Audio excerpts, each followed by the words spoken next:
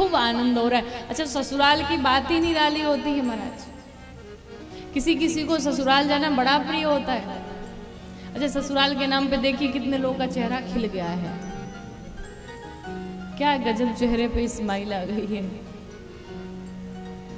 ससुराल में जाने के बाद भी तो क्या खूब सेवा होती है। सास बढ़िया दामाद जी की सेवा करती, सालियाँ सेवा करती, साले साहब सेवा में लगे रहते, खूब आनंद होता।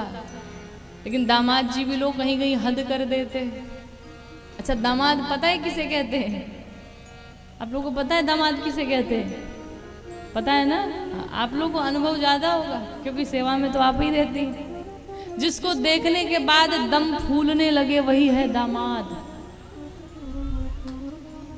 जिसको देखने के बाद दम फूलने लगे, दामाद जी आ गए, क्या खिलाएं क्या पिलाएं कहाँ बिठाएं, कहीं सेवा में कमी न रह जाए, कहीं दामाद जी नाराज होके चले न जाएं, तो बड़ी टेंशन रहती सासू मैया को। एक दामाद था, एक दामाद जी थे, तो नई नई अभी शादी हुई थी, विवाह हुआ था, तो जब देखो तब ससुराल पहुंच जाते। बढ़िया बेड लगा है, बढ़िया चद्दर लगा है, खूब अच्छे अच्छे नाश्ते में आ रहे हैं, खूब भोजन में बढ़िया बढ़िया बन रहा है। सासू मैया खूब सेवा में लगी हैं।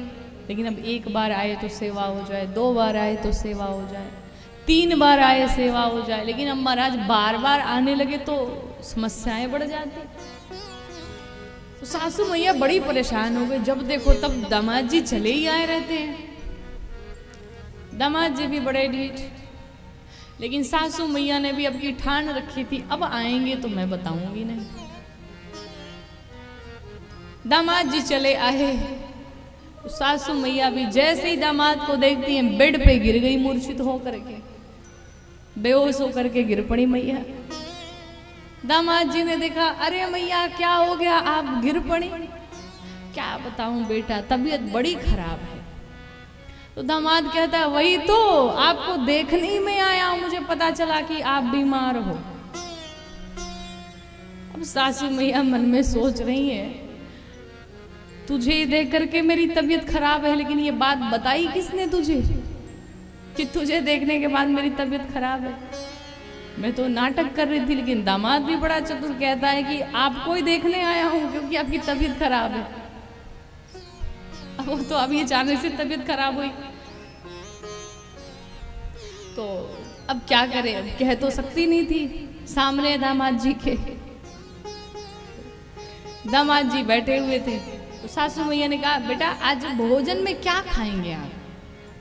तो गांव में ऐसी परंपरा होती है ना, जब दामाद जी आते हैं तो पूछा जाता है, भाई आप बाबू क्या लेंगे खाने में, क्या आपको पसंद है? तो माताएं पूछती हैं। तो मैया ने पूछा, भाई आपको भोजन में क्या चाहिए, क्या बना दूं? तो उसे भी थोड़ी शर्म आई कि इनकी तबीयत खराब है तो मैं क्या बोलूं इनको। तो बेटे ने, दामाद जी ने कहा, मैया जो इच्छा हो आपकी बना दो। सासू मैया ने कहा, आज तो ऐसा खिलाऊंगी कि नेक्स्ट टाइम याद नहीं करोगे यहाँ आने के लिए।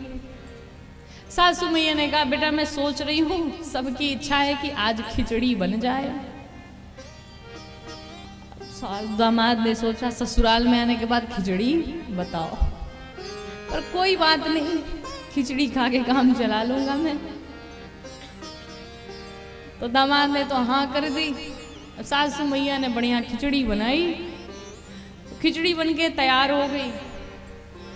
दामाद जी को खिचड़ी परोस दिया खाने के लिए।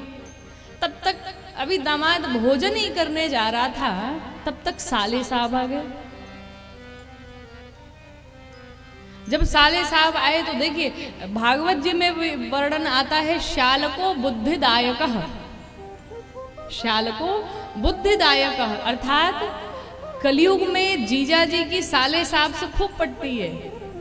भाई से भले ना पटे, लेकिन साले साहब से खूब बढ़िया पड़ती है। कोई गाड़ी लेनी हो तो जीजा जी पूछते, साले साहब कौन सी गाड़ी ले हम, और जैसे जैसे साले साहब बताते वैसे वैसे जीजा जी कार्य करते। एक और ब्रज में कहावत है, दीवार बिगाड़े आरो, घर बिगाड़े सारो।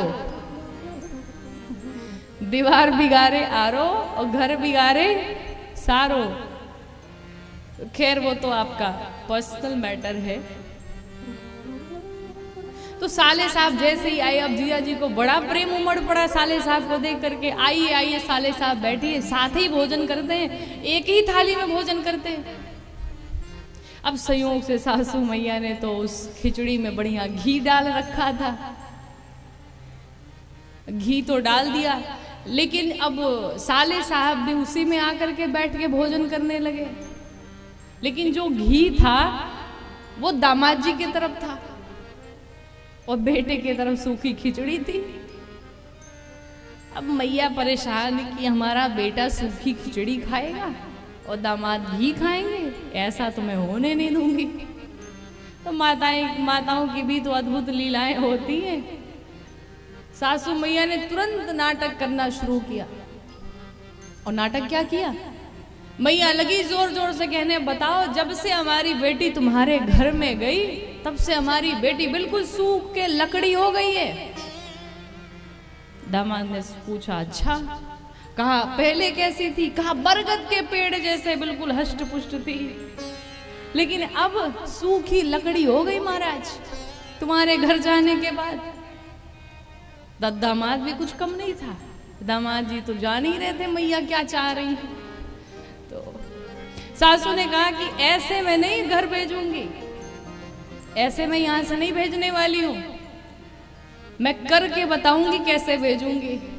तो सास ने खिचड़ी में उंगली डाली और जैसे ही उंगली डाली बीच में एक रेखा खींच दी, और जैसे ही रेखा खींची सास ने कहा अब अपनी बिटिया को तभी भेजूंगी जब तुम्हारी माँ समझ जाएगी, और घी ला करके बेटे की तरफ कर दिया।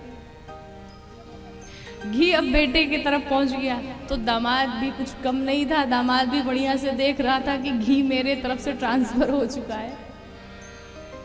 तो उसने भी कहा मैया सुनो। कहा क्या? कहा आप मेरी माँ को दोषी कह रही हो कि तुम्हारी बेटी दुबली पतली हो गई? कहा हाँ।